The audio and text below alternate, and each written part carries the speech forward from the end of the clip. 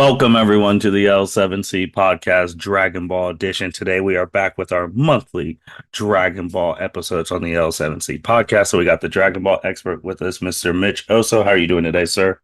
I was always doing fantastic about yourself. I'm doing great, man. I'm doing great. Some Dragon Ball news to talk about that happened since our last podcast. Again, just no.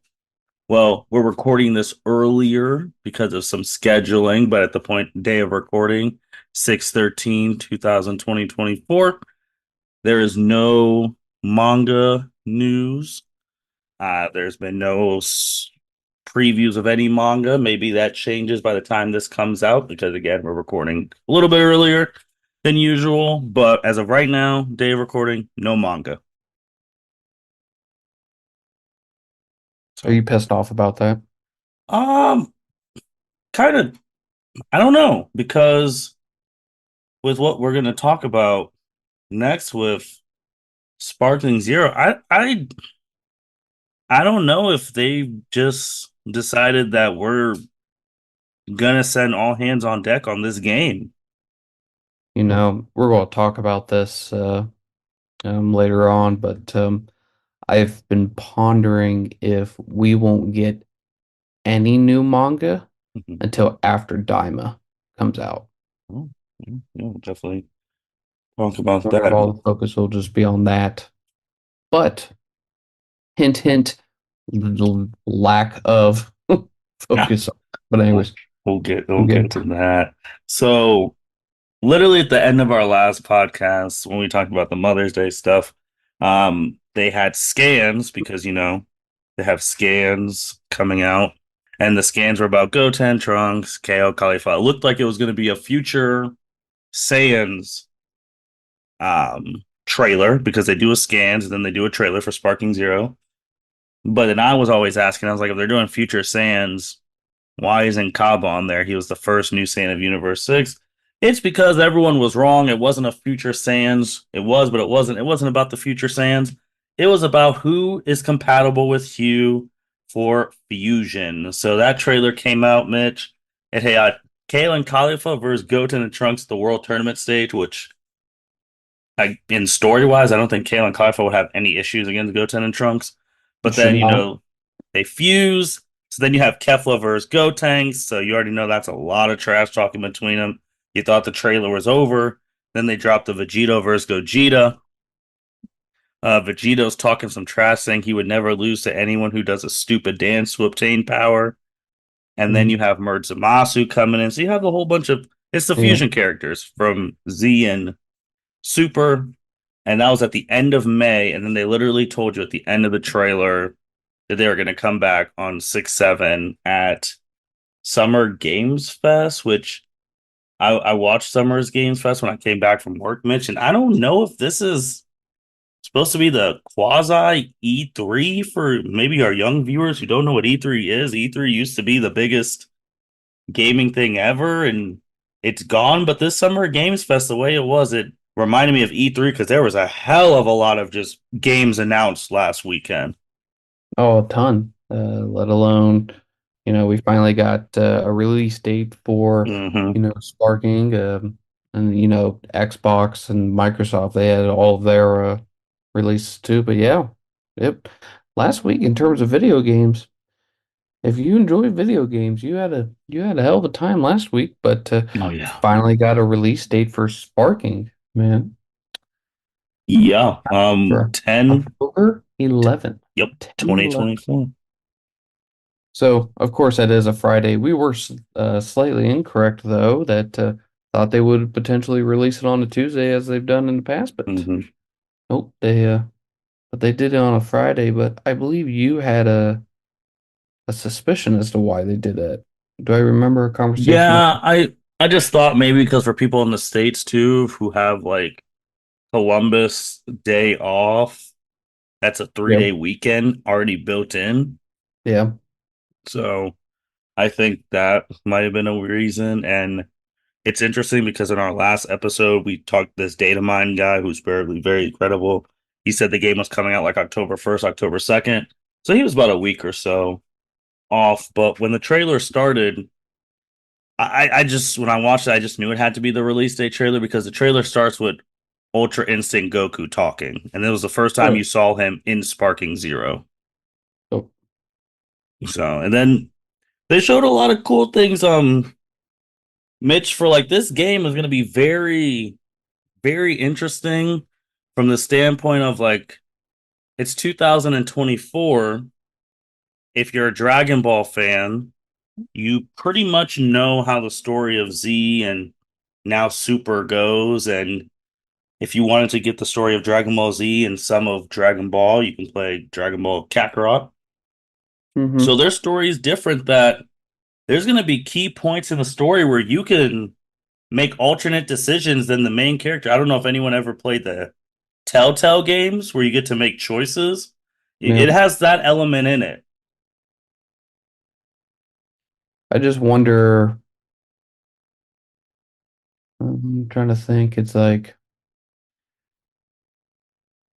you're the one who will obviously have to make those decisions, which Hmm. honestly it kind of aligns with kind of how the show is in terms of Hmm. like now granted there's time travel in there, but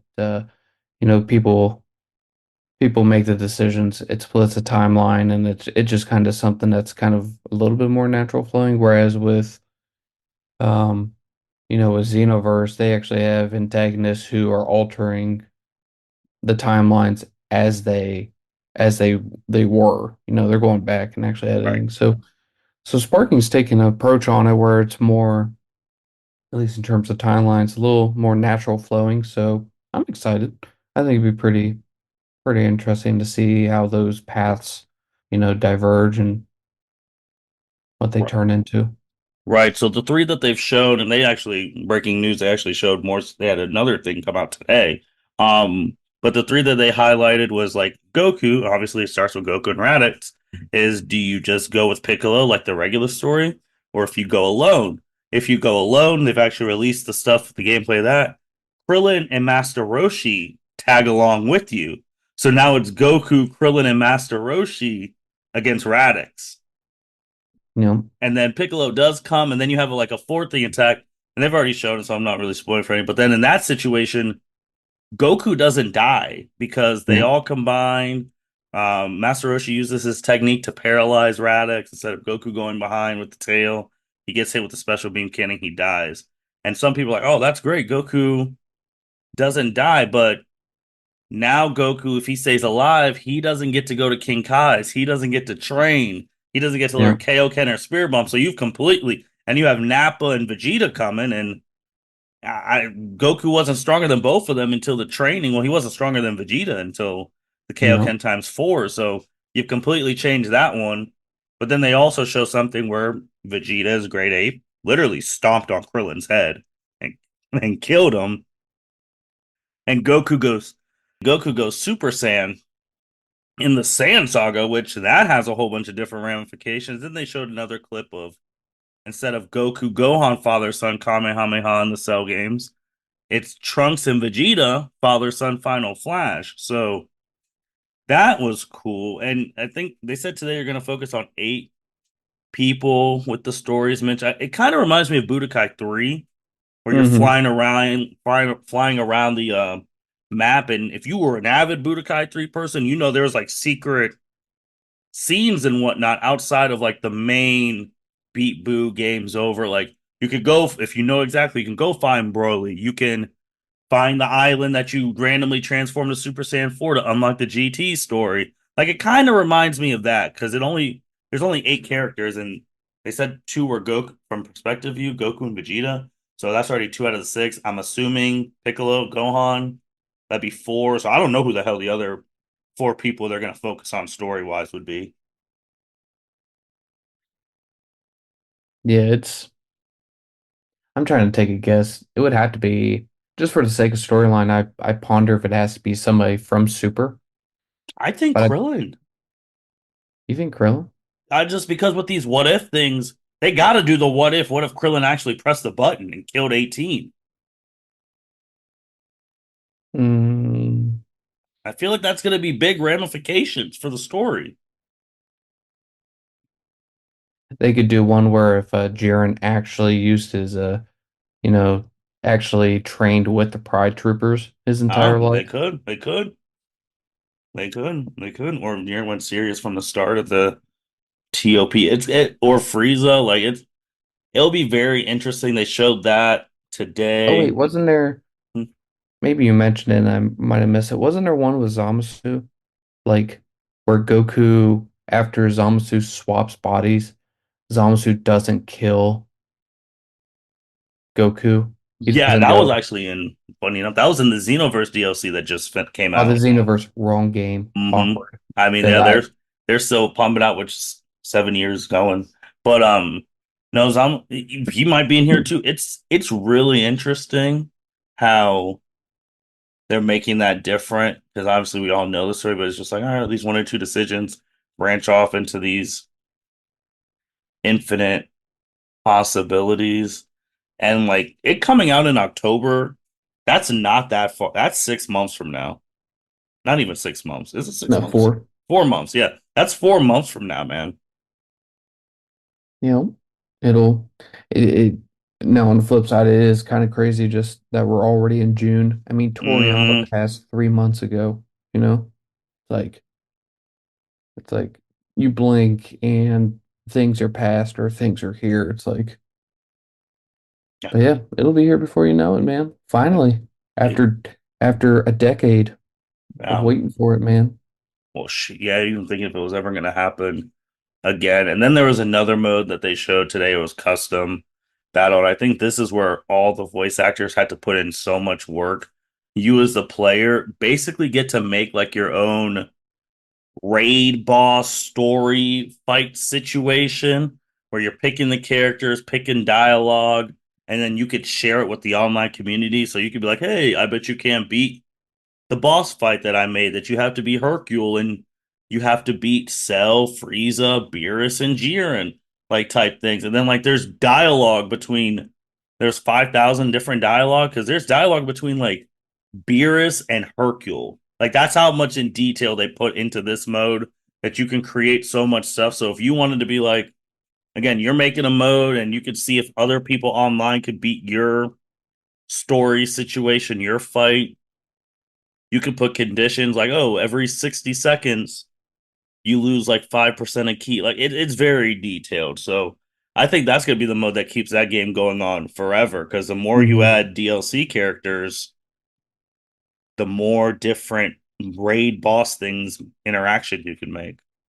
Yeah, they need that mode because they need something to try to differentiate Yep. as well from like Xenoverse. Because hmm like if we're just talking about alternate timelines or different decisions, I mean, there's nothing like Xenoverse could instantly do the exact same thing. So being able to create your own, boss battles and share it with the community and actually get that engagement, Yeah. pretty smart for them to actually, I mean, you can do what you've always said. You can make the if Jiren was serious from the start and just have him mow down the entire tournament of power and see if you can actually survive.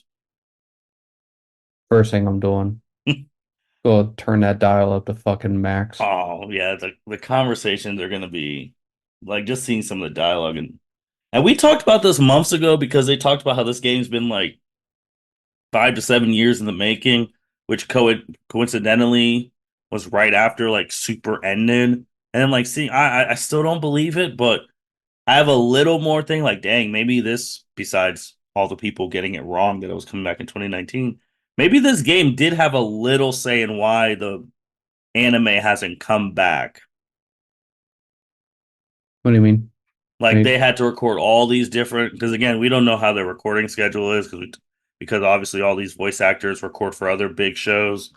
It's like if all right, Sean, I need to have you have 1,000 different dialogue with just you and freaking like Videl. Yeah. Um, and then that took maybe that's why they're like, yeah, we can't record for Super 2 because we're recording for Sparking Zero. Yeah. I don't think that's still, but I'm just like, man, maybe it is too. And also, if we'll talk about Daima later, with we don't know who the hell is going to be voicing who in those those roles. But today, literally, San Diego, it got announced on the Dragon Ball official Twitter that Dragon Ball is going to be at San Diego Comic Con. And that is wild because they just had basically three game trailers 3 weeks in a row. And you're going to the biggest con in the world. For anyone who's a Marvel, DC fan, you know what San Diego Comic Con is. That's usually where they announce big trailers, all that stuff. So Mitch Dragon Ball said they're going to have a panel there, and here we go again, man. It has to be Daima. Yeah, yeah. Like what else? What else could it be? I mean, it's like yeah, they announced Daima last year. Obviously, you probably want to put a little pause on, talking about it since Toriyama's death. But I mean, it's like respectfully, like we're 3 months past that. It's like, okay, we can be sad that he's passed, but like, we got to keep going here. And it's what he would have wanted. He would have wanted to keep pushing Daima and kind of, you know, not pushing Daima at this point. I feel as though it was kind of disrespectful because I feel like if he was alive, he'd be trying to push for it since he had so much passion for it. So Yeah. yeah, San Diego, it better be that panel better be given something about Daima and I, what's expected to come. I agree. I think it's going to be Daima. I remember they unveiled Daima at New York Comic Con because they made it a big deal that, hey, we're going to be at New York Comic Con, get ready. And remember, they did have that debacle where they didn't have that live streamed for the fans. Hmm. So people had to watch that crappy visual. And then after enough crappy videos of Daima came out, they decided, like, all right, let's drop the official trailer right now because hopefully they don't. Well, San Diego's in charge of that stuff. Hopefully they don't make that same mistake twice.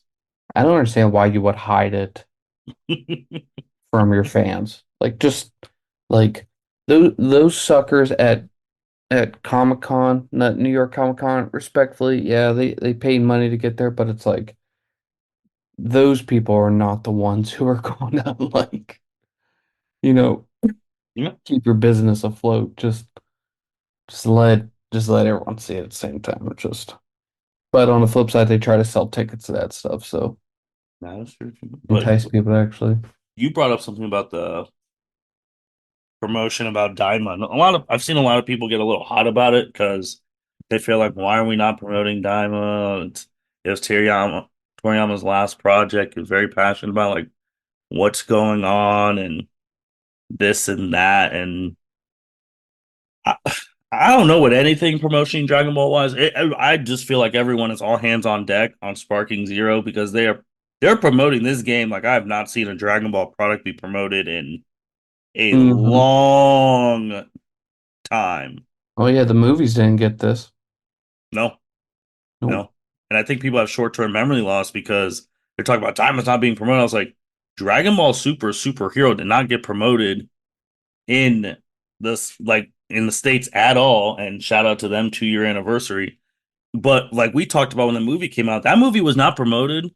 And that movie opened up the number one movie in the effing world. Yep. Like, It's they just I wonder why they chose the video game to push so much and not like movies or TV shows. Like video games generate so much. It must just be video games generate so much more money. It's like mhm. they want to try to milk like a video game as much as it's worth. But like I still don't understand why you wouldn't do that even for a movie. But well, I can't complain. They're finally, you know, they're finally putting out so much content that we've always requested Yeah, just for this just time of video game. because Daima's supposed to come out in fall, and San Diego Comic Con is in the summer in July. So you go, and then you go August, September. Basically, that's fall. So if it's coming out fall before winter, it has to come out October, November. Do you think they'd be ballsy enough to have it come out on the 12th? Do you think they'd be ballsy enough to take that whole weekend? Sparking Zero on the 11th, Daima on the 12th. I don't know. Because you don't want to take people off the console or from the game, Hmm. even if it's just for a little bit. I just feel like Yeah, I can't imagine that. I would imagine maybe the weekend after or the one like between like yours and my birthday, for example. But at the end of the month, try to ride that wave of the um of the game. But It's just no, I I feel don't like think it's coming in I don't think they October. have the balls to do that. I know I don't either because that's back to back days, and you're telling the whole anime world like, yeah, we're taking over the entire week. Yeah, you if you like another anime, you better write to their studio and tell them to take a week off. Because yeah, I think in San Diego Comic Con they'll do the release date. They'll have a cool trailer. We have no idea what's happening, so I think trailer October someday, and then here we go. Because Dragon, it's weird, Mitch, because on the different for the gaming people, and for the older older crowd who listens to our podcast, because I see the stats, we got some older people listening. So if you're not really into games, and like there's season passes with downloadable content that come out with games. Sparking Zero Mitch already showed that that Daima's going to be a part of a DLC pack. How is it going to be part of a DLC pack if we don't even know who's in Daima? You would think that at least the same voice actors would have to Oh be yeah, in it, but I was just like, okay, you're telling us Daima's going to be DLC, which means that means the game show has to start relatively soon. If you're already saying like, yeah, it's going to be DLC along with like some superhero stuff. But going back to the game too, they had the cover come out, and you had Ultra Instinct Goku front and center with those Kamehameha, Blue Evolution Vegeta doing the final flash pose, Super Saiyan Rage Trunks, Sword of Hope, full power Jiren with that energy blast, Frieza, turning power of the Death Ball, and then Broly in the back. If you looked at all the Japanese covers for Sparking Zero, it always had Goku doing a Kamehameha in the middle, so it stays the course. And Mitch, I know I was actually shocked. I knew Goku, Vegeta, Frieza, Jiren. I was shocked that like some I don't know Broly and Trunks made the cover. I think if Beast Gohan was in the main game, because I think it's gonna be like the first part of the DLC, I think he would have been right in the cover. But hmm I was just interested. It was just weird because like Tenkaichi 3 had Vegeta, Gohan, Piccolo, Krillin, basically anyone who was worth any damn for here from the Buu saga, but I don't know. I would have liked maybe Piccolo and Gohan on the cover, but besides that, I don't. I also think maybe I like Broly, I really do, and I get it. He's a very popular character. He has four effing movies for goodness sake. But in terms of like Super, shouldn't Goku Black been on the cover over Broly? I was thinking about that. I'm laughing just looking at the 6 month ago Fan made one. yeah the or versus the one in which is coming out. It's damn close. Um, It's damn close. It's kind of it's wild. like a copy and paste. It's like someone whoever did the fan one, they should have put their initials in the middle of that son of a Oh yeah, they bitch. should have Just trademarked it, watermarked it, everything. yeah, yeah, just assume because I mean that is, but you know that also fits the theme of some of these arcs. You know, in the Hmm. manga, as we have said, it's just copy and paste. It's only appropriate that the game itself be would be copy and paste as well. Dude, looking at But these pictures, like Krillin's the last human to be on the cover of like any of these games. I want to know why. And now on this graphic that we're looking at here, Hmm. the picture on the right Hmm. with Frieza tossing the death ball, Yeah. that's the correct one, right? Yep. Bro, why are they using that photo of Frieza? Oh, because of what happens in the Tournament of Power next. Yeah. So for everybody who hasn't seen Oh yet, shit. go look at what the cover photo for this game is. It is, as Martin had said, all the characters on it, but specifically I'm looking at Frieza. He's on the right side. He's just in his, final form, like that he had on Namek, his traditional form. He has his halo and he's throwing down a death ball. That is the exact same scene where he throws that death ball down at God of Destruction Topo, and then, Topo takes the pea-sized energy of destruction, flicks it at the death ball, destroys it, and then beats the piss out of Frieza. There are so many more badass Frieza moments in that one, and that's what we chose. Yeah, I would have tried to choose a pose from when he Goku first brought him back to Earth. And he was like death beaming all those Universe 9 cronies. No, 10. They were 10. Universe 10 cronies. I'll be honest with you, the fan made one I think is better. Yeah, I agree. I Yeah, agree. I mean, just Frieza in his golden form, Jiren with his Pride Trooper uniform on. He's not in the actual thing. He's like, yeah, he doesn't have his uniform. It's got shredded, and yeah, it's just Marge Samasu, who was a big part of maybe Super. they realized that fan art was so good that they're like, okay, we do kind of have to make this a little bit shittier, so then they can't sue us because we would just be like, yours is significantly better, and ours is not even comparable.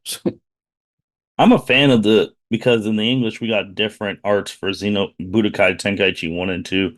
Man, 2, I'm a fan of like those silhouettes of Goku on Trunks' sword, man, going from Kid to Super Saiyan to Super Saiyan 4. Oh yeah, it's so good, man.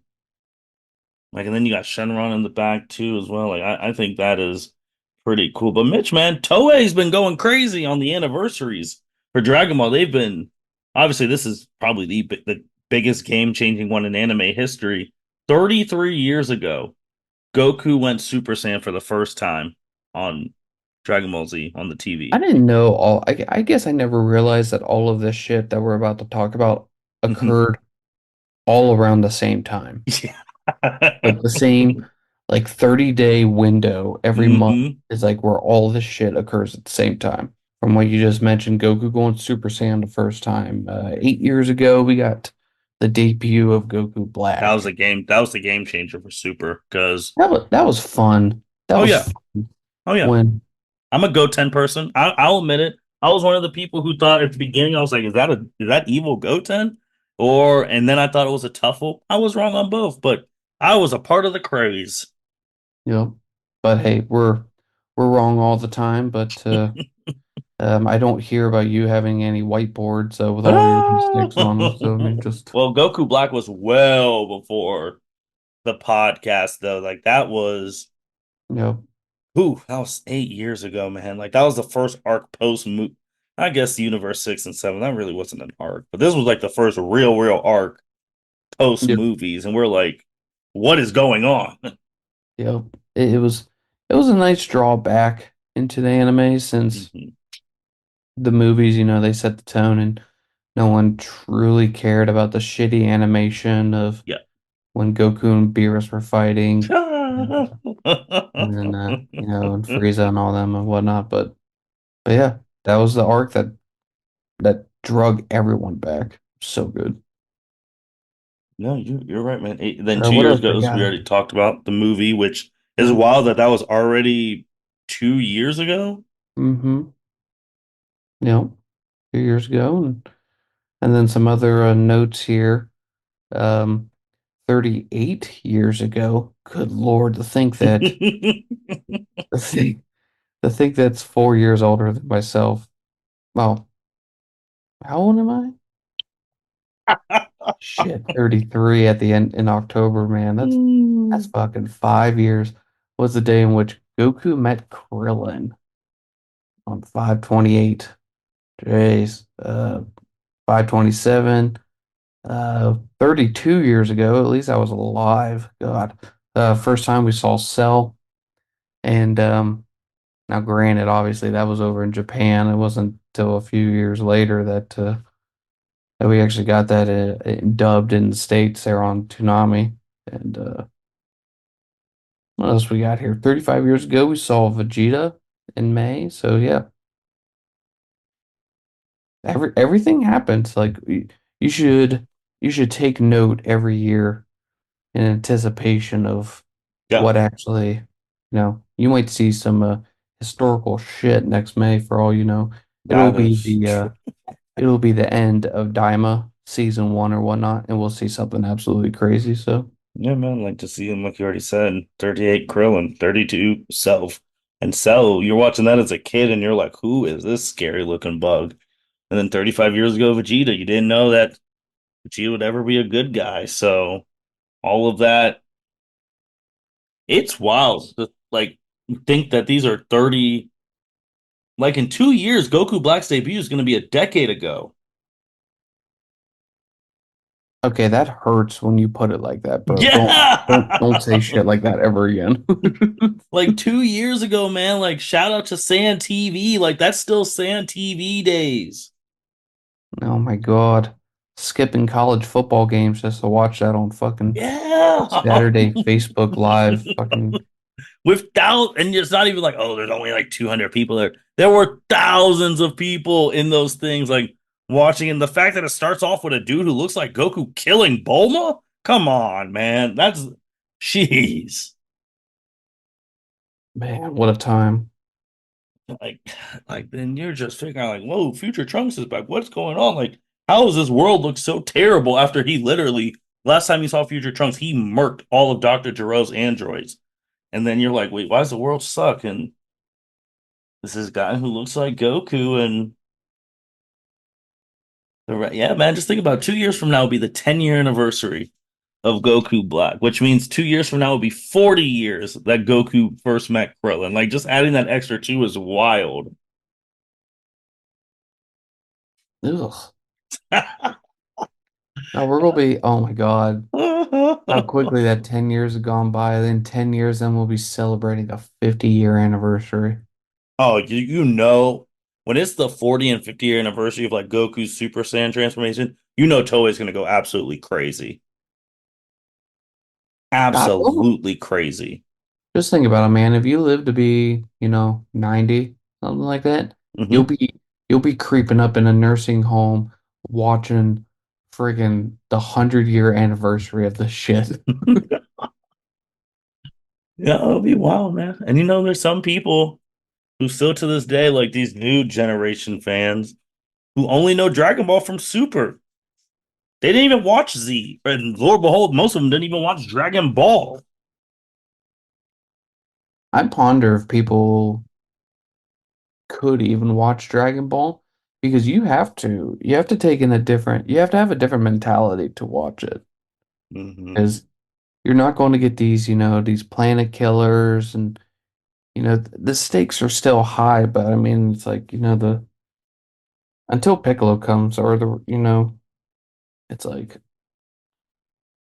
and then it has a little bit of comedic approach to it. I don't think people would have the patience to do it. Like they need to grind out the beginning part and then get hooked to it, but That's a really good point because we've gotten to this point, man, in Dragon Ball. If you're not blowing up galaxies, then when you're watching regular Goku struggle to push a rock, and you're like, wait, this is the guy who everyone talks about could beat this person. This where you can only push a rock. yeah, he does a Kamehameha and just dents the side of somebody's car door. You know what I mean? It's like like the the beginning antagonist, the first antagonist, Emperor Pilaf.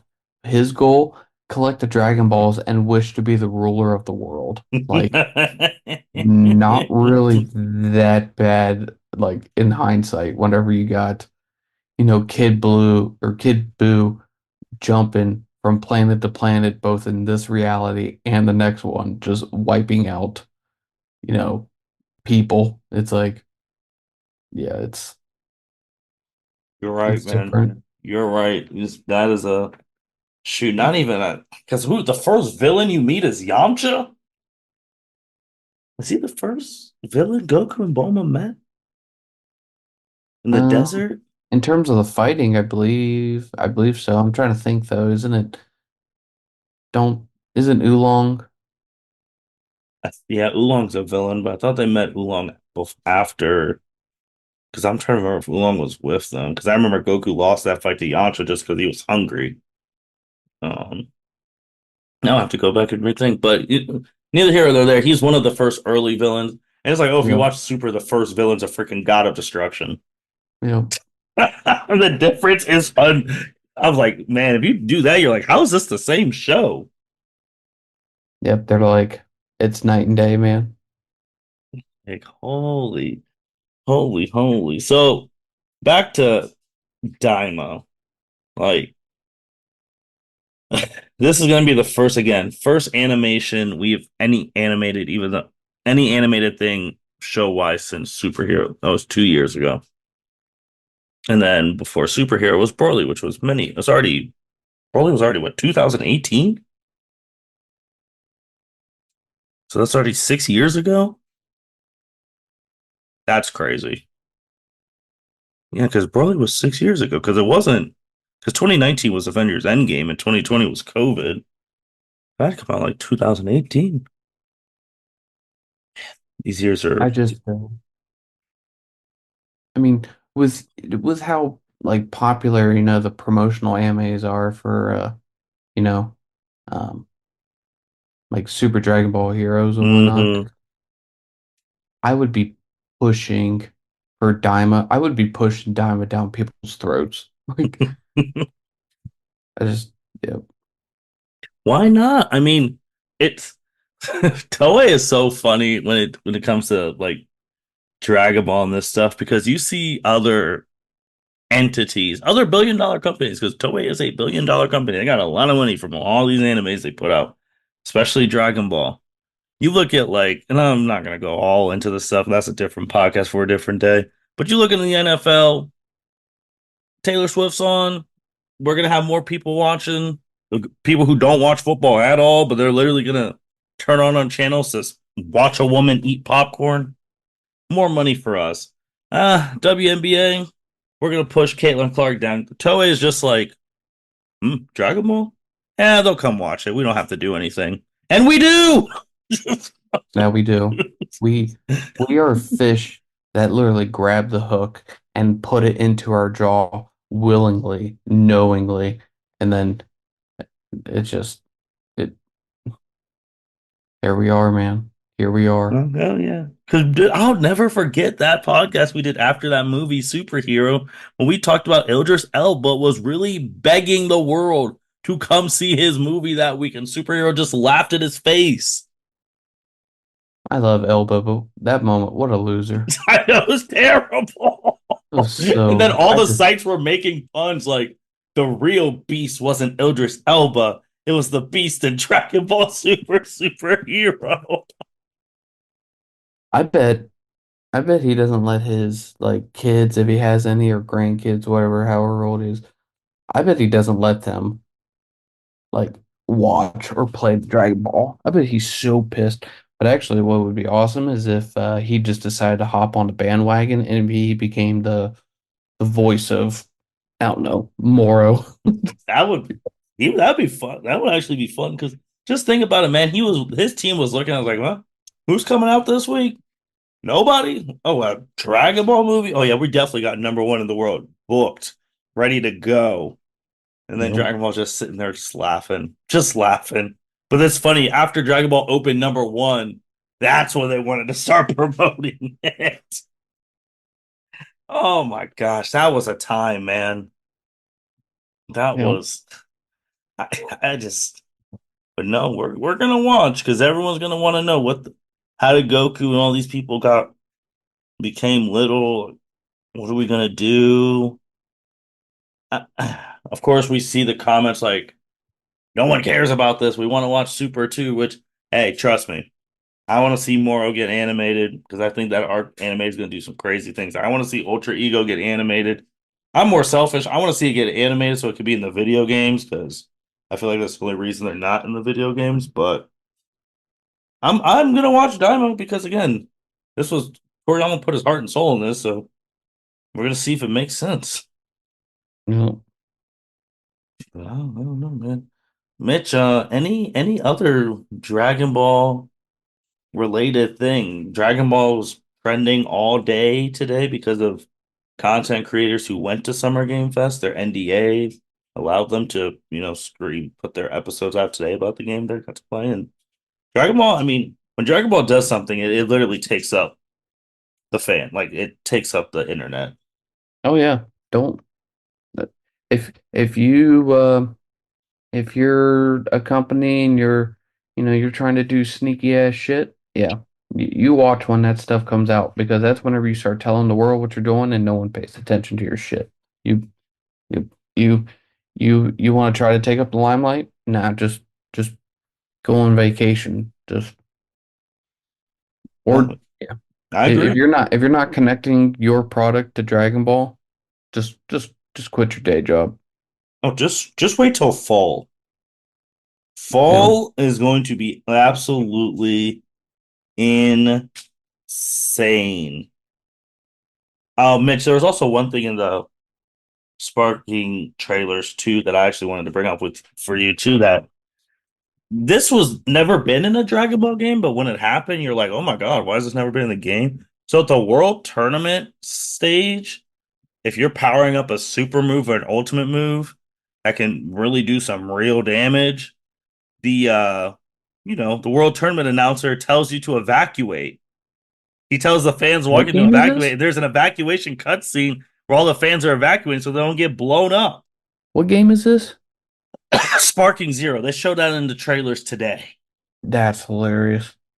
And it makes sense because that's literally what he does. When he sees like you're powering up a big movie, he's like, all right, I've been here way too many times. Everyone get out. And then once everyone's evacuated, you can literally fight outside of the world tournament stage, like outside of like the complex and whatnot. Like almost like when Goku and Piccolo and like Goku and Tien. Like that was crazy. Yeah, So like, that's hilarious. tidbits like that, just see the announcer like, get out, everyone. You don't want to get blown up like Majin Vegeta blew you guys up. So